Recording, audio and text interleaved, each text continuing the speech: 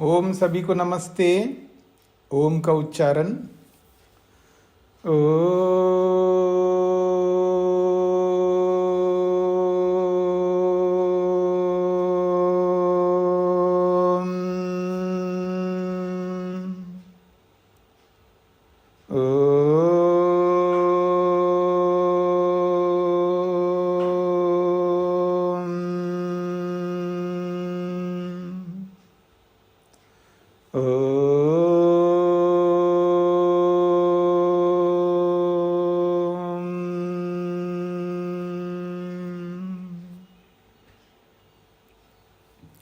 न्याय दर्शन की 181वीं कक्षा तीसरे अध्याय के प्रथम आहनिक के 68वें सूत्र को लेकर के हम विचार कर रहे हैं। प्रश्न और उत्तर चल रहे हैं इंद्रियों के स्वरूपों को और उनके अंदर रहने वाले गुणों को ध्यान में रखते हुए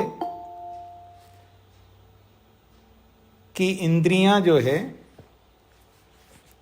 एक एक गुण को ही ग्रहण कराती है, जबकि वो इंद्रियां जिन तत्वों से बनी हैं उन तत्वों में अधिक गुण हैं। किसी में 4, किसी में 3, किसी में 2, तो उसी से बनी हुई इंद्री होने के नाते उन सभी गुणों को क्यों ग्रहण नहीं कराती इंद्रियां। तो उसका समाधान इस 68वें सूत्र में स्पष्ट कर रहे हैं। क्योंकि सर्वगुण अनुपलब्धे कहकर के प्रश्नकर्ता ने आक्षेप उठाया था, तो पूर्व पूर्व गुणोत्कर्षा तत्तत् प्रधान। कल हम विचार कर रहे थे इस सूत्र को लेकर के, जो पूर्व पूर्व गुण हैं, अर्थात आप क्रम से जब रखेंगे पृथ्वी के 4 गुण क्रम से रखेंगे तो पूर्व वाला गुण है गंध गुण। जल के जो 3 गुणों को क्रम से रखेंगे तो पूर्व वाला गुण है वो रस। अग्नि में क्रम से जब 2 गुणों को रखेंगे तो पूर्व वाला गुण है वो रूप। ऐसा तो पूर्व पूर्व गुण जो है उन द्रव्यों के वो उत्कर्ष होने से, उन गुणों की उत्कर्षता है, उनकी श्रेष्ठता है। और श्रेष्ठता जो है गुणवत्ता के आधार पर होती है। तो उत्कर्षता के कारण से तत्तत् प्रधानम, वो प्रधान है। तस्मात् न सर्वगुणोपलब्धि, इसलिए सभी गुणों की उपलब्धि नहीं हो सकती। घ्राणादीनां पूर्वं पूर्वं गंधादेह गुणस्य उत्कर्षात् तत्तत् प्रधानम। घ्राणादि इंद्रियों के अंदर पूर्व पूर्व गुण जो है वो गंधादि जो पूर्व पूर्व गुण हैं उनकी उत्कर्षता होने से उस गुण की प्रधानता है। का प्रधानता, प्रधानता किसको कहते हैं? तो विषय ग्राहकत्वम, जो विषयों को ग्रहण करने का जो स्वरूप है यही उसकी प्रधानता है। क्योंकि उस विषय को वो ग्रहण करने में ही उद्यत है, उसी विषय को ग्रहण कर रही, इसका मतलब उसकी प्रधानता है। यही विषय ग्राहकत्व ही वो प्रधानता है। तो को गुणोत्कर्ष और उत्कर्ष, गुण का उत्कर्ष क्या है? अभिव्यक्तो समर्थत्व, उसको प्रकट करने में जो सामर्थ्य है, उसको उसी गुण को प्रकट करने का जो सामर्थ्य है यही उत्कर्ष है। यथा जैसा कि बाह्यानाम पार्थिव आप्य तेजसानाम द्रव्याणाम, जो बाहर जो भी हमको दिखाई देते हैं, तो जो पृथ्वी पार्थिव द्रव्य है, जैसे आप एप्पल ले लो या अनार ले लो या केसर ले लो, या आप कुछ भी फल, कुछ भी अनाज, कुछ भी सब्जियां, कुछ भी जो भी वस्तु ले लो, उनके अपने अपने गुण हैं। किसी में उष्णता है, किसी में शीतलता है, अर्थात ये गर्म चीज़ है, ये ठंडी चीज़ है, इसमें ये गंध है, इसमें ये है, जिनकी प्रधानता है वही गृहीत हो रहे होते हैं हमको। तो कहते हैं बाह्यानाम पार्थिव आप्य तेजसानाम द्रव्यानाम चतुर्गुण त्रिगुण द्विगुणानाम, यद्यपि उनमें भी 4 गुण, 3 गुण, 2 गुण होते हैं, न सर्वगुण व्यंजकत्वम, वो सारे गुण प्रकट नहीं होते वहाँ पर हमको, एक एक गुण ही प्रकट होता है। किसी में गंध प्रकट हो रही होती है, किसी में रूप प्रकट हो रहा होता है हमको, उसके बावजूद उसमें बहुत सारे गुण होते हुए भी तो जिसकी प्रधानता होती है वही प्रकट हो रहा होता है। तो इसलिए न सर्वगुण व्यंजकम, सारे गुण वहां प्रकट नहीं होते हैं। गंध रस रूपोत्कर्षातु, जिस जिस की उत्कर्षता होती है, किसी द्रव्य में गंध की उत्कर्षता है तो वही प्रकट हो रही होती है, जिसमें रस की उत्कर्षता है तो रस ही प्रकट हो रहा होता है, जिसमें रूप की उत्कर्षता है तो वह रूप ही प्रकट हो रहा होता है। और वो भी यथाक्रमम, अपने क्रम से, गंध रस रूप व्यंजकत्वम, तो जिनकी उत्कर्षता है वही व्यंजक अर्थात वही प्रकट होते हैं। मतलब इंद्रियां भी उन्हीं को प्रकट करती हैं, व्यंजक होती हैं वो इंद्रियां। घ्राणेन्द्रिय गंध को ही प्रकट कर रही, क्योंकि गंध ही उस वस्तु में उत्कर्षता से सामने आ रही है गंध। एवं घ्राण रसन चक्षुषाम चतुर्गुण त्रिगुण द्विगुणा नाम न सर्वगुण ग्राहकत्वम। इसलिए वो इंद्रियां भी, घ्राण रसन चक्षु रूपी जो इंद्रियां हैं, वो भले ही 4 गुण हो, लेकिन वो घ्राणेन्द्रिय चारों में से उसी को ग्रहण करेगी जिसमें उत्कर्षता उसके सामने आ रही है। ऐसे रसनेन्द्रिय भी, ऐसे ही चक्षु इंद्रिय भी। गंधरस रूपोत्कर्षात्तु यथाक्रमम गंधरस रूप ग्राहकत्वम, क्योंकि गंध रस रूप इन्हीं की उत्कर्षता उन वस्तुओं में होने से वो इंद्रियां भी गंध रस रूप को ही ग्रहण करती हैं। तस्मात् घ्राणादिभिर न सर्वेशाम गुणानाम उपलब्धि रीति, इसलिए घ्राणादि इंद्रियां जो है सभी गुणों को उपलब्ध नहीं करती है, जिनकी उत्कर्षता है उन्हीं को ग्रहण करती है। ये कल पढ़ा था हमने, उसको इसलिए दोहराया ताकि आपकी मानसिकता बने। यस्तु प्रतिजानीते, यहां से अब नया पाठ शुरू हो रहा है। यस्तु प्रतिजानीते, जो ये मानता है, यानी जो प्रश्नकर्ता ये मानता है, गंध गुणत्वात् घ्राणम गंधस्य ग्राहकम एव रसनादिषु अपि इति, जो ये मानता है कि गंध गुणत्वात् घ्राणम गंधस्य ग्राहकम, वो ये क्या मानता है कि पृथ्वी का गंध गुण एक ही है, तो गंध गुण एक होने के कारण से घ्राण गंध गुण को ही ग्रहण करती है। ऐसे ही रसनादि इंद्रियों में भी समझ लेना चाहिए। ऐसी मान्यता जो रखता है, तस्य, उसके मत में यथा गुण योगम ग्रहणादि भी गुण ग्रहणम प्रसज्यते, उसके मत में ये सिद्ध होगा कि यथा योगम का मतलब है, अगर वो 4 गुणों को मानता है तो चारों गुण प्रकट होने चाहिए। 3 गुण मानता है, यानी वो, क्योंकि वो ये मानता है एक, उसका तो एक एक गुण है और वो संयोग से वो सारे गुण आते हैं, तो उसके मत में ये हो सकता है यथा गुण योगम, जैसे गुण मानता है उन सारे गुणों की उपलब्धि उसके मत में हो सकती है, हमारे मत में उपलब्धि नहीं हो सकती है। तो घ्राणादि भी गुण ग्रहणम प्रसज्यते, तब वो इंद्रियां भी उन गुणों को ग्रहण करें। उसके मत में तो ये प्रसंग आएगा, लेकिन हमारे मत में नहीं आ सकता ये, क्योंकि हमारे मत में तो उत्कर्षता है तो उसी के गुण हैं, वो मानता है दूसरे से आते हैं, ये अंतर है। ठीक है जी। अब ये पूरा कर दिया इस बात को, आगे प्रश्न करता, ये प्रश्न करता है अगले पृष्ठ पे, किम कृतम पुनर्व्यवस्थानम किंचित पार्थिवम इंद्रियम न सर्वाणि। वो ये कहना चाहता है, ये जो व्यवस्था है इंद्रियों में, किम कृतम पुनः व्यवस्थानम, ये व्यवस्था जो है इंद्रियों में, किम कृतम, किस कारण से है, किसके कारण से इन इंद्रियों में व्यवस्था है कि किंचित पार्थिवम इंद्रियम न सर्वाणि। पार्थिवम इंद्रियम यानी इंद्रिय जो है, जैसे घ्राणेन्द्रिय पार्थिव है, पृथ्वी से बनी हुई इंद्रिय घ्राणेन्द्रिय, लेकिन किंचित, बस केवल एक ही गुण को ग्रहण करती है, वो गंध गुण को, न सर्वाणि, सारे गुणों को ग्रहण नहीं करती है। जिस पृथ्वी से बनी हुई इंद्रियां, मतलब इंद्रियां ना बोल के, जिस पृथ्वी से बनी हुई इंद्रिय है, वो इंद्रिय उसी पृथ्वी के सारे गुणों को ग्रहण ना करके एक ही गुण को क्यों ग्रहण कर रही है? इंद्रिय पर प्रश्न कर रहा है वो। क्योंकि इंद्रिय तो पृथ्वी से बनी हुई है, घ्राणेन्द्रिय, और जब पृथ्वी से बनी हुई है तो जो पृथ्वी में है वो ज्ञानेंद्रिय में है, और जब ज्ञानेंद्रिय में है, जैसी पृथ्वी जैसी मिट्टी वैसा ही घड़ा होगा ना। तो जैसी पृथ्वी है वैसी ही ये ज्ञानेंद्रिय को होनी चाहिए, और फिर उसी से बन करके उसी के गुणों में से एक की वो ग्रहण कर रही है और बाकियों को छोड़ रही है। ऐसा क्यों? इसलिए न सर्वाणि गुणानि, सारे गुण वो ग्रहण नहीं करती है। कानिचित आप्य तेजस वायव्यानि इंद्रियानि न सर्वाणि थी, ऐसे ही आप्य तेजस वायव्यानि इंद्रियानि, और बाकी जो रसना इंद्रिय है और चक्षु इंद्रिय है वो भी कानिचित किसी किसी को ग्रहण कर रही है।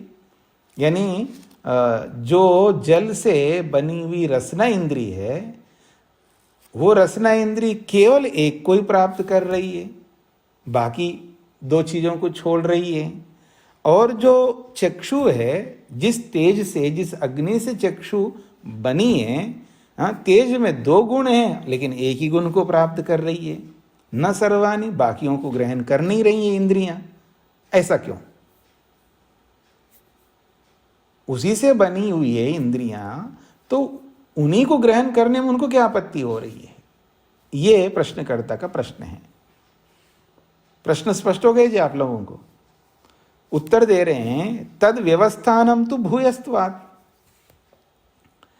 तद व्यवस्थानम, वो जो इंद्रियों की व्यवस्था है उसी से बनी होती हुए भी ज्ञानेंद्रिय पृथ्वी से बनी है, लेकिन उसकी व्यवस्था ये है कि भूयस्त्वात्, जिस गुण की भूयस्त्व, भूयस्त्व मतलब भूमान, यानी अधिक मात्रा में वो गुण है। गुण की जो मात्रा है बहुत अधिक है। भूयस्त्वात् का मतलब है भूयान, भूयान का मतलब अधिक होने से। तो जो अधिक है तो उसी को पकड़ेगा। जो दिखता है ना सर्वाधिक, उसी को पकड़ता है। जो दिखाई नहीं दे रहा, पीछे पीछे छुपा हुआ है, उसको नहीं पकड़ेगा वो। जो अधिक मात्रा में सामने आ रहा है उसी को तो पकड़ेगा ना। हाँ जी,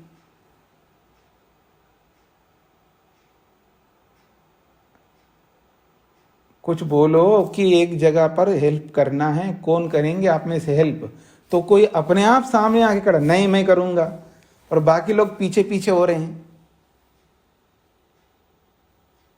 10 लोग हैं मेरे सामने कि मैंने कहा उनको, हाँ जी हेल्प करना है, एक जगह पर बहुत ज़रूरत पड़ रही है, आप कुछ हेल्प करो।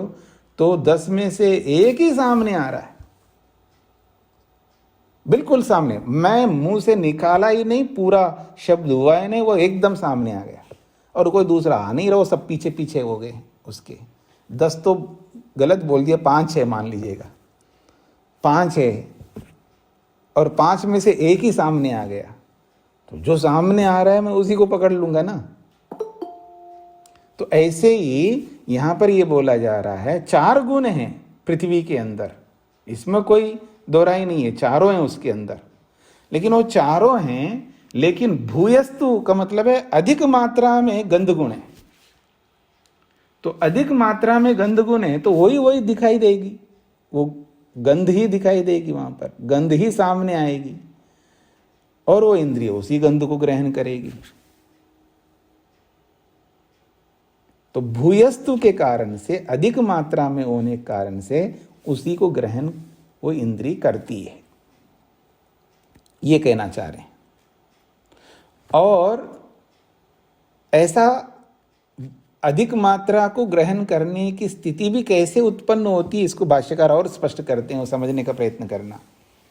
तो तद व्यवस्थानम तो भूयस्त्वात् का अर्थ हो गया है कि उन द्रव्यों में वो गुण अत्यधिक होने से उसी गुण को वो इंद्रिय ग्रहण करती है, ये इसका सूत्रार्थ है। तद व्यवस्थानम, ये जो व्यवस्था है कि ज्ञानेंद्रिय गंध को ही, रसना इंद्रिय रस को ही, और चक्षु इंद्रिय रूप को ही, तद व्यवस्थानम, इसमें ये जो व्यवस्था दी है कि ये व्यवस्था दिखाई दे रही है हमको, एक ही गुण को ग्रहण करने की जो व्यवस्था है वो भूयस्तु के कारण से, अधिक मात्रा में उस गुण के होने के कारण से। सूत्रार्थ ये हो गया। अर्थ निर्वृत्ति समर्थस्य प्रविभक्तस्य द्रव्यस्य संसर्गः पुरुष संस्कार कारितः। बहुत अच्छी बात कही जा रही है। कहते हैं अर्थ निर्वृत्ति समर्थस्य प्रविभक्तस्य द्रव्यस्य, ये द्रव्य के विशेषण हो गए दो। अर्थ निर्वृत्ति समर्थस्य प्रविभक्तस्य द्रव्यस्य, द्रव्य रूपी जो अर्थ की निवृत्ति, निवृत्ति का अर्थ होता है उत्पत्ति, निवृत्ति का मतलब है हटना और निर्वृत्ति का मतलब है उत्पत्ति। एक रेफ के हट जाने से उल्टा अर्थ हो जाएगा। जैसे आप लोग सुनते हो ना, इधर देखिए मेरी ओर से, चिंता चितायोर मध्य, चिंता और चिता ये दो शब्द हैं, केवल एक ना की मात्रा है बीच में, ना जोड़ तो चिंता और ना को हटाते तो चिता। चिता समझते हैं ना? हाँ, डर लगता है, कौन नहीं समझेगा चिता को। हाँ, तो चिंता और चिता दोनों के बीच में एक नकार है, एक को हटाते ही, ना को हटाते चिता बन जाता है, ना को जोड़ते ही चिंता बन जाती है, एक नकार है। ऐसे यहां पर निवृत्ति और निर्वृत्ति, नी है, व्री है और ती है, और ऊपर रेप जोड़ दिया, रेप का मतलब रकार, तो उत्पत्ति बन जाएगी, और रेप हटा दो तो निवृत्ति होगी। निवृत्ति का मतलब है छूटना। हाँ जी, निवृत्ति को एक होता है प्रवृत्ति। हाँ जी, क्या करें जी, इसको खाने में प्रवृत्ति है, अरे इसको तो खाने में निवृत्ति है, ये खाता ही नहीं है। एक को खाने में निवृत्ति है और एक को खाने में प्रवृत्ति है। तो प्रवृत्ति निवृत्ति समझते हैं ना? निवृत्ति बोलते ही वहां पर हटना होता है, समाप्त होना होता है। हाँ, याद रखना, निवृत्ति का मतलब है समाप्त, विनाश, और निर्वृत्ति का मतलब है उत्पन्न होना, पैदा होना। ये रेफ का अंतर है। तो अर्थ निर्वृत्ति यानी वस्तु की उत्पत्ति, तो वस्तु उत्पत्ति रूपी जो समर्थ है, और वो भी कैसा? प्रविभक्त से द्रव्य, अलग अलग द्रव्य का, यानी अलग अलग द्रव्यों की उत्पत्ति का जो सामर्थ्य है, वो सामर्थ्य जो है पुरुष संस्कारकारिता, मनुष्य के संस्कारों के कारण से है। हमने कर्म ही ऐसे किए, हमारे संस्कार ही ऐसे हैं, तो हमको उसी प्रकार की इंद्रियां बना करके दिए हमारे कर्मों के आधार पर।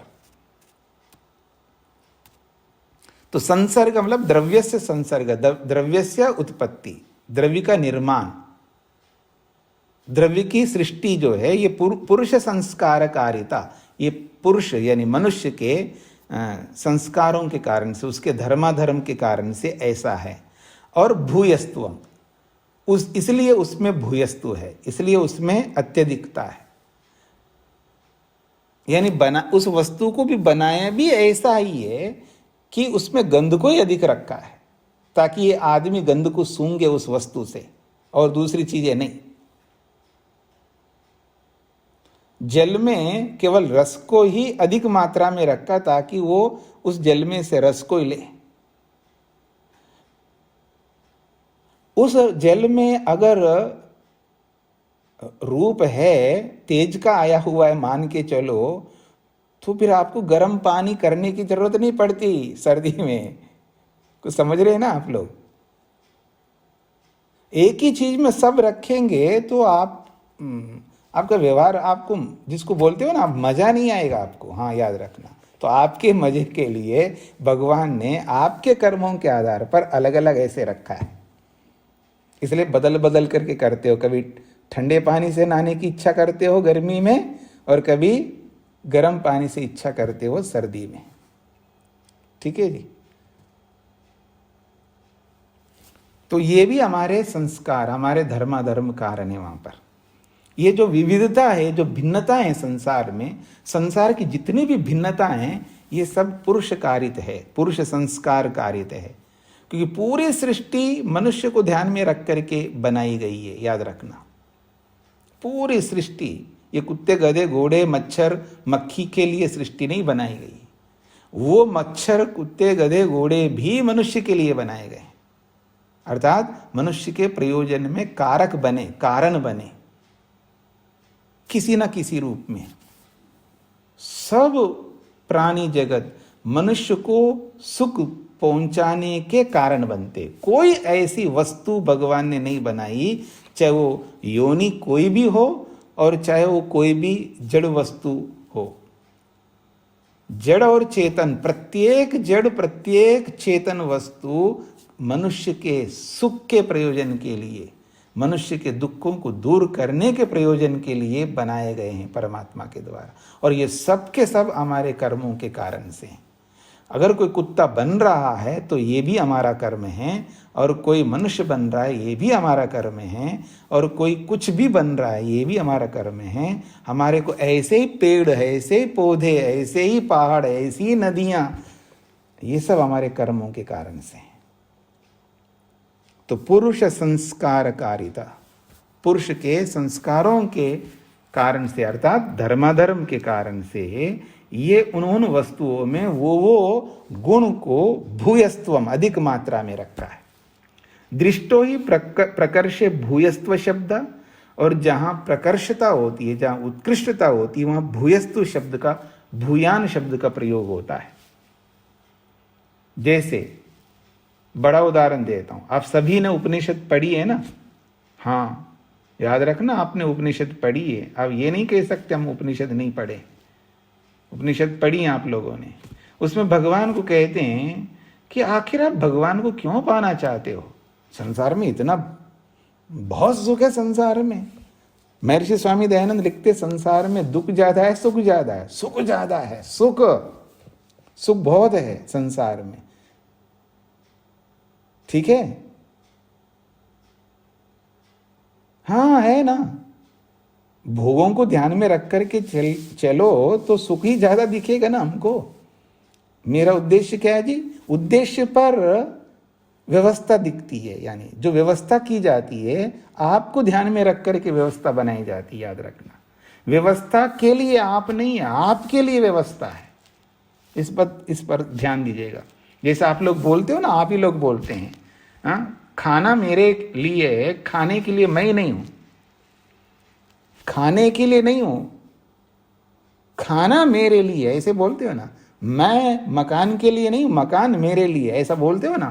तो ऐसे ही ये जो व्यवस्था है ये हमको ध्यान में रख करके बनाए। लेकिन जब मैं प्रयोजन ही मेरा भोगों को भोगना है, तो दुनिया में सुख ज्यादा है भोगी के लिए, और योगी के लिए संसार में दुख ज्यादा है। प्रयोजन अलग है, वहां पर प्रयोजन अलग है।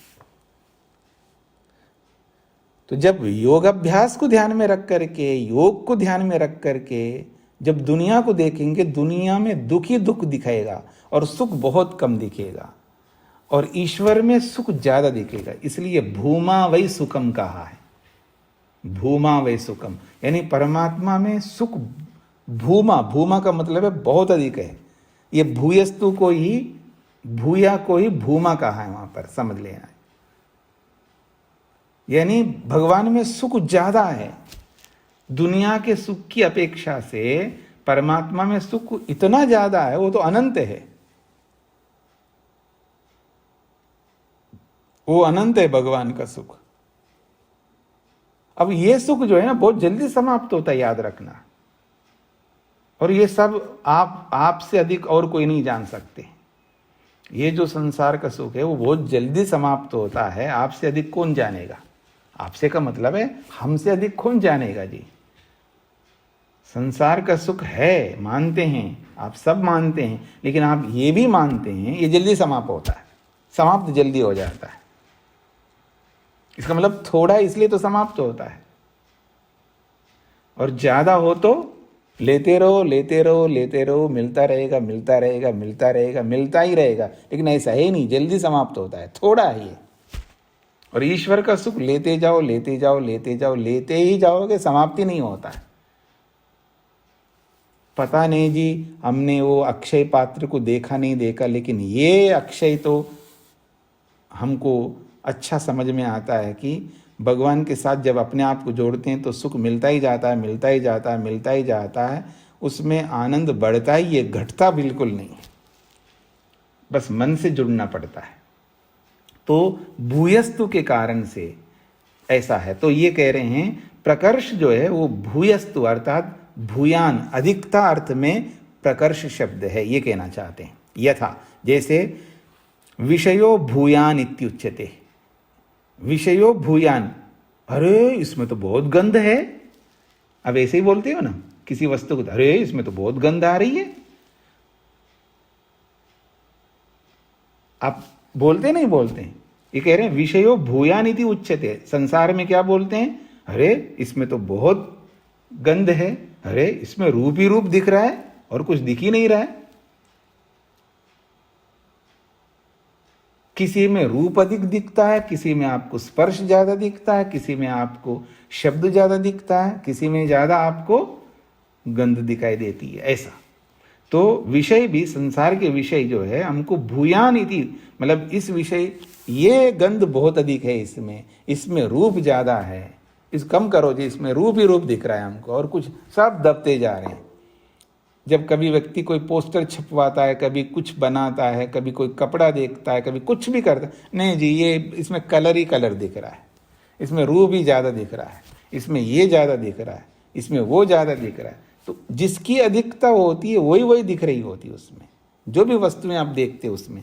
तो जैसे विषयों में भी ये गंध कहीं, रूप कहीं, रस कहीं, हाँ?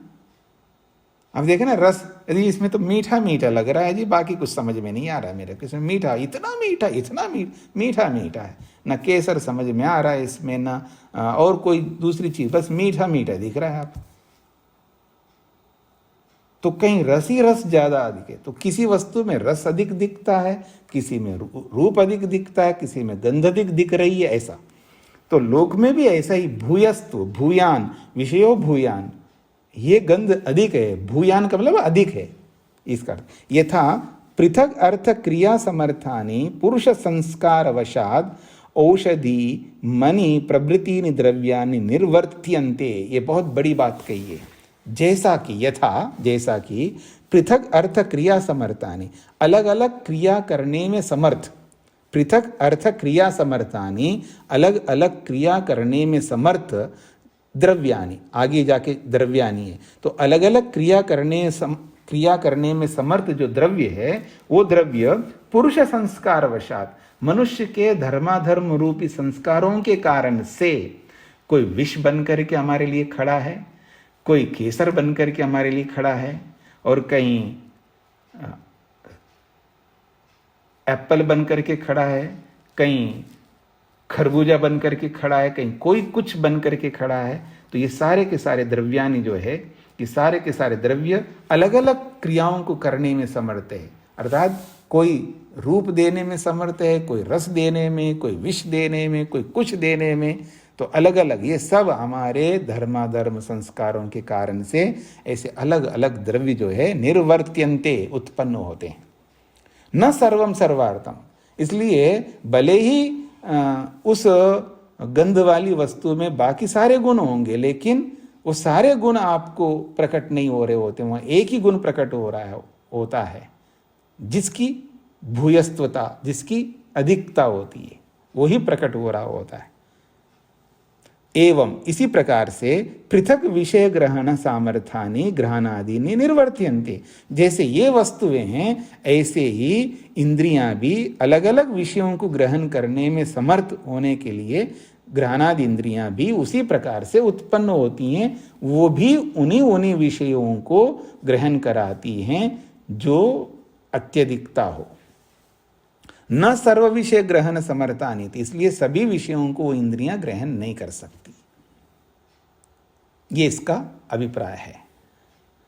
अब एक बात पूछी जा रही है, स्वगुणान न उपलभन्ते इंद्रियानि कस्मात् इति चेत। देखिएगा, मेरी ओर देखेंगे एक बार।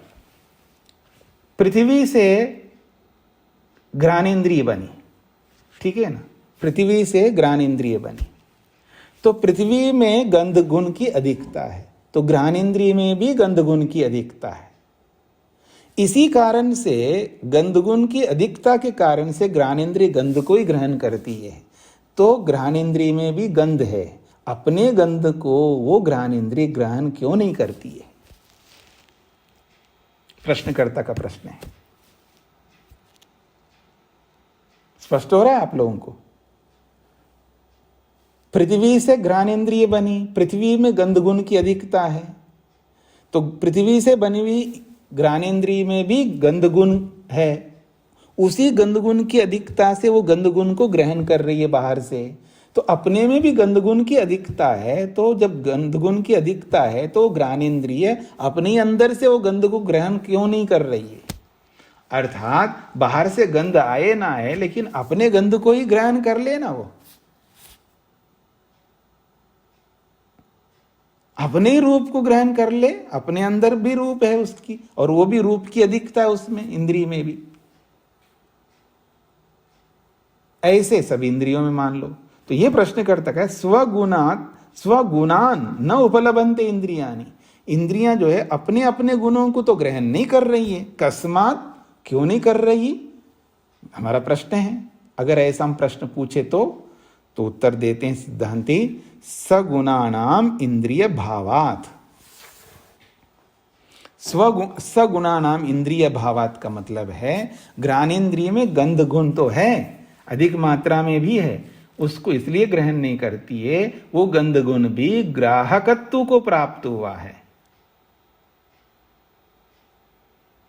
नहीं, ग्राहकत्व कह रहा हूं, ग्रहणत्व को प्राप्त हुआ है। जैसे इंद्रिय जो है उसका क्या काम है? ग्रहण करना, अर्थात किसी को प्राप्त करना, यानी प्राप्त करने का सामर्थ्य है इंद्रिय में। तो उस इंद्रिय में भी जो गंध है वो भी ग्रहण करने का सामर्थ्य रखता है। बात पकड़ में आ रही है आप लोगों को? नहीं आ रही है? इधर देखिएगा, ये हाथ जो है ना, ये हाथ जो है साधन है। इसको मैं क्या बोलता हूं? साधन। साधन का मतलब है कोई कर्म करने का माध्यम। तो घ्राणेन्द्रिय क्या है? किसी गुण को लेने का सामर्थ्य रखता है, यानी लेने का सामर्थ्य घ्राणेन्द्रिय में है। ठीक है ना? ऐसे ही उस घ्राणेन्द्रिय में जो गंध है उसके अंदर भी लेने का सामर्थ्य है। तो वो लेने का सामर्थ्य जो है, अपना सामर्थ्य भी लेने का है, लेकिन उसके पास में जो गंध है वो भी, उसमें भी लेने का सामर्थ्य, दूसरे को लेने का सामर्थ्य रखता है। तो इसलिए घ्राणेन्द्रिय को लेने के लिए ही सहयोग करता है वो। स्पष्ट हो रहा है आप लोगों को? तो कह रहे हैं सगुणा नाम, यानी अपने गुण सहित ही उनका इंद्रिय भावत्व है। अर्थात अपने गुण सहित, यानी इसको भी इंद्रिय साधन के रूप में, तो उसके अंदर रहने वाली जो गंध है वो भी साधन के रूप में है, सहयोगी साधन के रूप में है। तो वो ग्रहण कराने का सामर्थ्य रखता है, ग्रहण होने का सामर्थ्य नहीं रखता, इसलिए उस गुण को वो ग्रहण नहीं करती है। ये स्पष्ट हो रहा है? ग्रहण और ग्राह्य, तो बाहर की जो गंध गुण है वो ग्राह्य है, जिसको हम मतलब पकड़ते हैं, जिसको प्राप्त करते हैं, यानी घ्राणेन्द्रिय उसको प्राप्त करती है। तो वो ग्रहण होने का सामर्थ्य रखता है क्योंकि वो ग्राह्य है। और इंद्रिय जो है वो ग्रहण करने का सामर्थ्य रखता है, यानी लेने का सामर्थ्य रखता है। तो जो इंद्रिय बनी है पृथ्वी से वो ग्रहण करने का सामर्थ्य रखता है। तो उसमें जो गंध है उस गंध में भी ग्रहण करने का सामर्थ्य है, इसलिए वो ग्रहण करने का सामर्थ्य को इंद्रिय के साथ जुड़ जाता है। तो दोनों मिलकर के ही बाहर के गंध को ग्रहण करती है। तो जिसको ग्रहण कहेंगे तो फिर वो ग्राह्य नहीं हो सकता। हाँ जी, तो ये स्पष्ट हो गए जी आप लोगों को यहां पर? तो कहना चाह रहे हैं स्वान गंधादि न उपलभन्ते ग्राणादीनि। ये जो ग्राणादि इंद्रिय हैं ये अपने अंदर रहने वाले गंधादि गुणों को वो नहीं ग्रहण करती हैं। केन कारणेन इति चेत, किस कारण से वो ग्रहण नहीं करती हैं? तो इसलिए कहा स्वगुणैः सह ग्राणादीनाम इंद्रिय भावात्। वो उसका इंद्रिय स्वरूप उस अपने गुण के साथ में है, यानी गुण सहित इंद्रिय भाव है। अर्थात वो केवल इंद्रिय उसको छोड़ करके इंद्रिय भाव नहीं है, उस गुण के साथ इंद्रिय भाव है। अर्थात जैसे ये इंद्रिय साधन है तो वो जो गुण है वो भी साधन बन गया। स्पष्ट हो रहा है ना आप लोगों को? तो गुण सहित उसका इंद्रिय भाव है, अर्थात ये भी इंद्रिय वो भी इंद्रिय, ऐसा समझ लीजिएगा। अब यूं समझ सकते हैं, अब वो गंध गुण जो घ्राणेन्द्रिय में है वो प्रमेय के रूप में नहीं है, वो साधन के रूप में हो गया, इसलिए वो साधन बन करके हेल्प करता है। आपको मैं उदाहरण देता हूं। माँ सब्जी काट रही है, ठीक है ना, और छोटा बच्चा उसके पास में रहता है, और माँ जो है ना वो होता है ना, क्या बोलते हैं आप, सेम फली होती है, ग्वार फली होती है, तोड़ रही है माँ। ये तो समझ में आ रही है आपको? और छोटा सा बच्चा है, 4 साल का बच्चा है, वो भी माँ, मैं भी करता हूँ, वो भी थोड़ा सा तोड़ करके देता है, वो हेल्प कर रहा है ना, वो सहयोग कर रहा है, वो भी साधन बन गया सब्जी को तोड़ने में। अब माँ ने घर के सदस्यों के लिए 1 किलो ग्वार फली तोड़ी उसने, और उस 1 किलो में से 4, 5, 6 ग्वार फली वो भी तोड़ दिया। स्पष्ट हो रहा है आप लोगों को? वो भी सहयोगी बन गया तोड़ने का। सब्जी को काटने का वो साधन बन गए ना, जैसे माँ साधन बन गई। तो ऐसे ही जब गंध को ग्रहण करना है बाहर से, तो घ्राणेन्द्रिय ग्रहण करेगी, तो वो ग्रहण करने में वो अंदर वाली जो गंध है वो भी सहयोग कर रही है ग्रहण कराने में। तो जब वो साधन बन गई है तो फिर वो साध्य नहीं होगा, ये कहना चाहते हैं। तो गुण सहित साधन भाव है, गुण रहित साधन भाव नहीं है, ये कहना चाहते हैं। घ्राणम स्वेन गंधेन समानार्थकारिणा सह बाह्यम गंधम गृह्णाति, इसी बात को स्पष्ट किया है। घ्राणम, ये जो घ्राणेन्द्रिय है, स्वेन गंधेन, अपने गंध के साथ जुड़ करके, घ्राणेन्द्रिय स्वेन गंधेन, अपने गंध के साथ जुड़ करके, समानार्थकारिणा, समान रूप से उस अर्थ को ग्रहण करने के लिए, सह, एक साथ, बाह्यम गंधम गृह्णाति, एक साथ दोनों मिलकर के, घ्राणेन्द्रिय और वो गंध, वो दोनों मिलकर के बाह्यम गंधम गृह्णाति, बाहर के गंध को ग्रहण करती है। तस्य स्वगंध ग्रहणम सहकारी वैकल्यात न भवति, तस्य स्वगंध ग्रहणम, उस घ्राणेन्द्रिय का जो गंध है, सहकारी वैकल्यात, जब वो सहकारी बन गया, अर्थात वो सहयोगी कारण बन गया बाहर के गंध को प्राप्त करने के, उसका वैकल्य, उसका विरुद्ध होकर के अब वो खुद ग्राह्य बन जाए, ऐसा नहीं हो सकता। एवं शेषानाम अपि, ऐसे ही बाकी इंद्रियों के बारे में आपको समझ लेना चाहिए। स्पष्ट हो गए जी? यदि पुनः गंध सहकारी च स्यात् घ्राणस्य ग्राह्यश्च इत्यतः आह, यदि पुनः गंध सहकारी च स्यात्, प्रश्नकर्ता कह रहा है यदि घ्राणेन्द्रिय में जो गंध है वो सहकारी बन गया, अर्थात ग्रहण कराने का साधन बन गया, तो घ्राणस्य ग्राह्यश्च, वो दोनों काम करे ना, मतलब वो घ्राण भी बने और ग्राह्य भी बने, अर्थात साधन भी बने, और जब साधन नहीं रहेगा, अर्थात बाहर से जब गंध नहीं आ रही है, तब वो ग्राह्य बन जाए। स्पष्ट हो रहा है जी?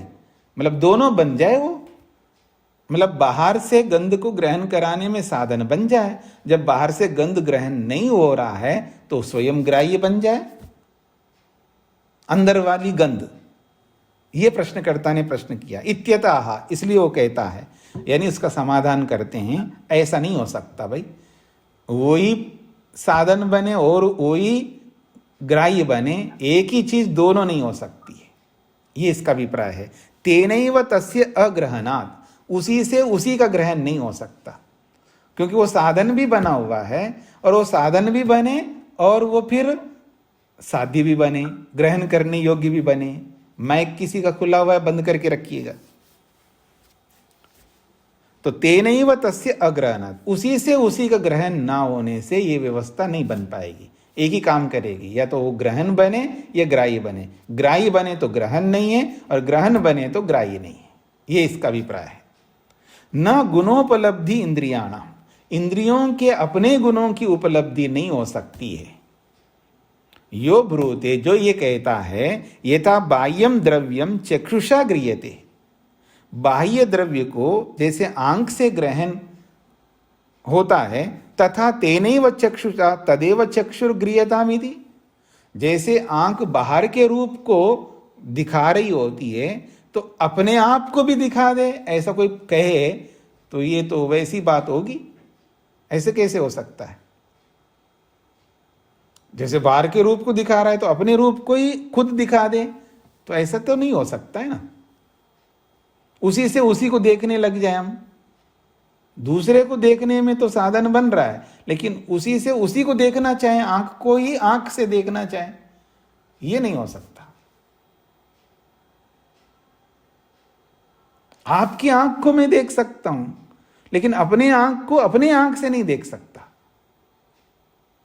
ये स्पष्ट हो रहा है ना। जैसे आंख से दूसरे को देख सकता हूं, लेकिन उसी आंख से उसी आंख को देखूं, ये जैसा नहीं हो सकता। ऐसे ही घ्राणेन्द्रिय में जो गंध है वो दूसरे गंध को लाने में सहयोग कर रहा है, अब उसी को ग्रहण नहीं कर सकते। ये इसका अभिप्राय है। तो कहते हैं तादृगिदम उसी प्रकार है, जैसे आंख से उसी आंख को नहीं देख सकते, वैसे ही आपकी ये बात है कि घ्राणेन्द्रिय जो है अपने ही गंध को स्वयं ग्रहण करे, ये भी नहीं हो सकता। तुल्यो ही उभयत्र, दोनों में समानता है। जैसे आंख में नहीं हो सकता, ऐसे घ्राण में भी नहीं हो सकता, क्योंकि उभयत्र प्रतिपत्ति हेत्वाभाव, दोनों के लिए कोई हेतु नहीं है। उभयत्र प्रतिपत्ति हेत्वाभाव, मतलब दोनों के विषय में प्रतिपत्ति का मतलब है ऐसा ज्ञान करें, यानी ऐसा अनुभव करें, उसके लिए हेतु नहीं है हमारे पास में कि ऐसा हो सकता है, उसके लिए कोई हेतु नहीं है, ये कहना चाहते हैं। आगे बढ़ते जी, वो प्रश्न करता नहीं, हम आपको बताते हैं, हेतु देते हैं हम आपको ना। आप जो ये बात कह रहे हो गलत कह रहे हो। क्यों? शब्द गुणोपलब्ध है, शब्द गुण की तो उपलब्धि होती है। आप कह रहे हैं उसी से उसी ग्रहण नहीं होता है, तो शब्द गुण की तो उपलब्धि होती है। ये प्रश्नकर्ता ने कहा स्वगुणा न उपलभन्ते इंद्रियानीति एतन्न भवति। आपने ये जो बोला है अपने गुणों को इंद्रियां उपलब्ध नहीं करती है, आप जो बोल रहे हो न भवति, ये ठीक नहीं बोल रहे हो आप। ये प्रश्नकर्ता सिद्धांति से कह रहे हैं। उपलभ्यते ही स्वगुण शब्द श्रोत्रेण इति, क्योंकि अपने गुण को शब्द को, क्योंकि श्रोत्रेंद्रिय का ही गुण है शब्द, और अपने गुण को उपलब्ध कर रही है। स्पष्ट हो रहा है जी आप लोगों को? श्रोत्र क्या है जी? आकाश है। श्रोत्र को ही आकाश बोला था पीछे। श्रोत्र ही आकाश है, यानी श्रोत्र भी आकाश है, कुछ भी आप कह सकते हैं। और शब्द कहाँ रहता है? आकाश में रहता है, तो श्रोत्र में भी रहेगा। तो अपने शब्द को खुद ग्रहण कर रहा है ना, जैसे श्रोत्र ग्रहण कर रहा है, बाकी इंद्रियां भी ग्रहण करे। आपने कहा कि अपने ही को अपने गुण को स्वयं ग्रहण नहीं करता, आपने ये जो सिद्धांत स्थापित किया, पर यहां पर श्रोत्र तो अपने गुण को प्राप्त कर रहा है। ये प्रश्नकर्ता ने प्रश्न उपस्थित किया, तो इसका समाधान सिद्धांति कर रहे हैं। इस पाद का अंतिम सूत्र है तदुपलब्धि इतरेतर द्रव्य गुण वैधर्म्यात्। तदुपलब्धि का मतलब है उस शब्द की जो उपलब्धि हो रही है, उसी श्रोत्र का वो जो शब्द है, तदुपलब्धि, उस शब्द की जो उपलब्धि है, इतरेतर द्रव्य गुण वैधर्म्यात्, द्रव्यों में अलग अलग गुण, अलग अलग विशेषता है, सारे गुण एक जैसे नहीं होते हैं। इतरेतर द्रव्य गुण वैधर्म्यात्, इतरेतर का मतलब द्रव्यों के अलग अलग गुणों में वैधर्म्य है, विलक्षणता है। इसके कारण से वो तो ग्रहण कर सकता है, इसका ये अर्थ नहीं है कि सब, मतलब वो ऐसा है तो ये भी वैसा हो, ऐसा नियम आप बांध नहीं सकते। किसी में कोई विलक्षणता होती है और उसका कोई विकल्प नहीं है वहां पर। यहां तो विकल्प बहुत है। न शब्देन गुणेन सगुणम आकाशम इंद्रियम भवति। सबसे पहले आपको ये भी समझना है, वो ये कहना चाहते हैं शब्देन गुणेन, शब्द गुण के द्वारा सगुणम आकाशम इंद्रियम भवति। एक सिद्धांत है कि ये जो श्रोत्रेंद्रिय है ये शब्द गुण वाला नहीं है, ऐसा माना जाता है। जैसे घ्राणेन्द्रिय में गंध गुण है और चक्षु इंद्रिय में रूप गुण है, उसके अंदर रूप भी है, उसके अंदर गंध भी है। घ्राणेन्द्रिय में रसना इंद्रिय में रस भी है, लेकिन श्रोत्रेंद्रिय में शब्द है ऐसा नहीं माना जाता है शास्त्र में। इसलिए वो कह रहे हैं न शब्देन गुणेन सगुणम आकाशम इंद्रियम।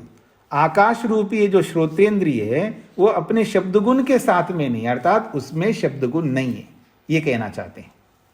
न शब्द शब्दस्य व्यंजका। एक सिद्धांत चलता है शब्द के विषय में, शब्द शब्द को प्रकट नहीं करता है, शब्द शब्द का व्यंजक नहीं होता है। न च ग्राणादीनाम स्वगुण ग्रहणम प्रत्यक्षम। एक बात कही जा रही है, ग्राणादि इंद्रियां अपने गुणों का ग्रहण करती हैं, इसका प्रत्यक्ष है ही नहीं हमको। मतलब ग्राणेन्द्रिय जो है अपने गंध का ग्रहण करती है, ऐसा तो किसी को प्रत्यक्ष नहीं है, ये कहना चाह रहे हैं। न अनुमीयते, न इसका अनुमान होता है। अनुमीयते तु, पर अनुमान ये तो होता है, श्रोत्रेण आकाशेन शब्दस्य ग्रहणम। श्रोत्र रूपी आकाश के द्वारा शब्द का ग्रहण होता है। शब्द गुणत्वम च आकाशस्येति, और शब्द गुण जो है आकाश का है। परिशेषश्च अनुमानम वेदितव्यम। ये कैसे पता लग रहा है कि शब्द गुण जो है आकाश का ही है, ये कैसे पता लगता है? तो कहते हैं परिशेषाच्च अनुमानम वेदितव्यम। परिशेष न्याय से अनुमान होता है। अनुमान 3 प्रकार का होता है, आपको याद आ रहा है? अनुमान 3 प्रकार का होता है। एक का नाम पूर्ववत है, एक का नाम है शेषवत है, एक का नाम है सामान्य तो दृष्ट है, ठीक है ना? ऐसे, और इनमें भी कई भेद हैं, तो अनुमान के सारे भेदों को दिमाग में लाइए। तो एक अनुमान है परिशेष अनुमान। परिशेष का अर्थ समझते हैं ना, बचा हुआ, तो जो बच जाता है उसी का अनुमान हो जाता है। तो परिशेष न्याय से पता लगता है कि शब्द आकाश का ही गुण है। कैसे पता लगता है? तो अब समझा रहे हैं। आत्मा तावत श्रोता न करणम। आत्मा तो सुनने वाला है, वो स्वयं करण नहीं है, स्वयं साधन नहीं है, यानी स्वयं श्रोत्र नहीं है। वो श्रोता है, सुनने वाला है। जो सुनने वाला होता है वो श्रोत्र नहीं होता है।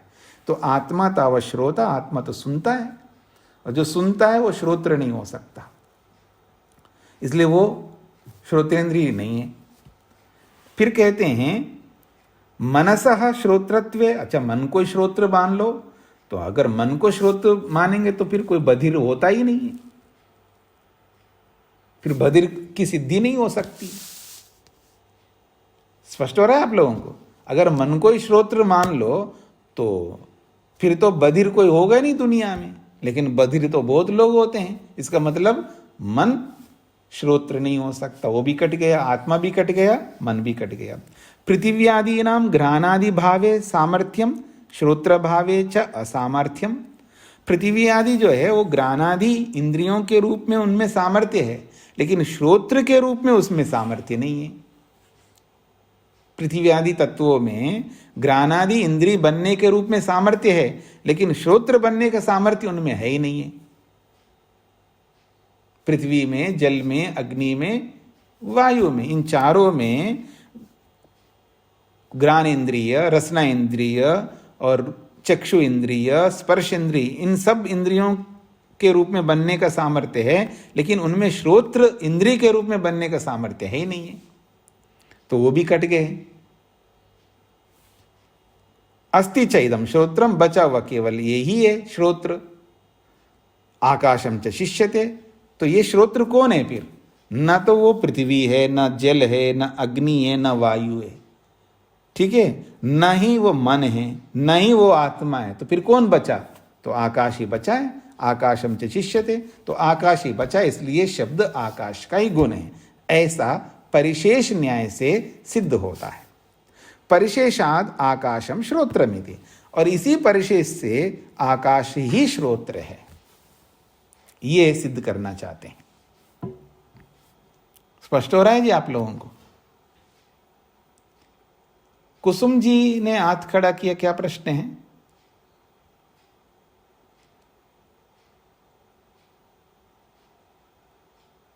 स्वामी जी नमस्ते जी। इसमें जो 69वां सूत्र है प्रविभक्तस्य, प्रविभक्तस्य, अलग अलग प्रविभक्तस्य द्रव्य से मतलब अलग अलग द्रव्य का जो उत्पादन हुआ है, उनका जो संसर्ग हुआ है, उनकी जो उत्पत्ति हुई है अलग अलग द्रव्य की, तो प्रविभक्तस्य द्रव्य से मतलब अलग अलग द्रव्य की संसर्ग उत्पत्ति। जलवायु अग्नि आकाश इनकी, हाँ, कोई भी वस्तु, अलग अलग वस्तु है। प्रविभक्त का मतलब है अलग अलग। हाँ जी, स्वामी धन्यवाद। हाँ जी, और किसी कुछ पूछना है? तो ये प्रसंग पूरा हो गया जी। तीसरा अध्याय का प्रथमान्निक भी पूरा हो गया, और ये जो प्रमेय चल रहे हैं ना, आत्मा से प्रारंभ किया था, आत्मा, शरीर, फिर इंद्रिय, अर्थ तक पहुंच गए। इसके आगे के जो प्रमेय हैं उनकी चर्चा अगले आहनिक में हम पढ़ेंगे। प्रेम जी को क्या पूछना है? स्वामी जी, लास्ट लाइन जी। विशेष अनुमान से आकाश ही श्रोत्र है जी। आकाश ही श्रोत्र कैसे हो गया? श्रोत्र तो हमारे जो है वो कान है। हाँ, तो वो कान में जो श्रोत्र है वो आकाश ही है ना, क्योंकि श्रोत्र को आकाश ही मानते हैं ना, पीछे पता है श्रोत्रम आकाशम, श्रोत्र ही आकाश है, आकाश ही का ही स्वरूप है श्रोत्र, ये कहना चाहते हैं। आकाश तो माध्यम है ना स्वामी जी? ये आप बोल रहे हो या न्याय दर्शन के अनुसार बोल रहे हो? अपनी मान्यता बता रहे हो या शास्त्र की मान्यता को बता रहे हो? मुझे तो यही समझ आ रहा है कि आकाश जो है नहीं, आपका समझ मेरा समझ नहीं चल सकता है। अच्छा जी। हाँ, मतलब आप क्या समझ है, मेरा क्या समझ है, तीसरे का क्या समझ है, वो नहीं चल सकता है ना। वहां पर तो शास्त्र की बात चलती है। शास्त्र ये स्वीकार करता है कि श्रोत्र आकाश रूप है, यानी आकाश और श्रोत्र अलग नहीं है, एक ही है, ऐसा शास्त्र मानता है। तो हमको वैसे ही लेकर के चलना होगा। आकाश तो व्यापक है स्वामी जी। इधर उधर मत जाइए। अच्छा। पहले सिद्धांत को पकड़िएगा, पहले कॉन्सेप्ट को समझने का प्रयत्न करिएगा। अब परमात्मा का मैं दर्शन करूंगा एक ही जगह पर, तो इसका मतलब ये थोड़ा है कि परमात्मा अनुस्वरूप हो गए, वो व्यापक नहीं रहा। तो ऐसे ही आकाश व्यापक होते हुए भी कान में भी आकाश है ना, कान में भी आकाश है, तो इसमें क्या समझते हैं? इसलिए वो कान मतलब श्रोत्रेंद्रिय जो है वो आकाश है, ये कहना चाहते हैं। ठीक है स्वामी जी। मतलब वो श्रोत्रेंद्रिय आकाश का मतलब है श्रोत्रेंद्रिय आकाश का ही भाग है, ऐसा समझ लीजिएगा। तो वो एक प्रकार से जैसे सेव का टुकड़ा सेव ही कहलाएगा ना, या उसको आप उसको बर्फी कहोगे, या ना सेव के टुकड़े को आप अनार कहने लगोगे, सेव के टुकड़े को सेव कहेंगे। तो ये कर्णेंद्रिय है, उसको आकाश मानता है न्याय, तो इसलिए वो आकाश स्वरूप मान रहा है। आकाश मतलब श्रोत्र जो है वो आकाश ही एक प्रकार से, ये कहना चाहते हैं। ठीक है, ठीक है जी। जी, बाकी किसी को और कुछ पूछना है तो हम आगे सोमवार को पूछ लीजिएगा। तो अगली कक्षा सोमवार को होगी। जैसा कि हम लोगों ने निर्धारण किया है, सप्ताह में 5 बार पढ़ेंगे।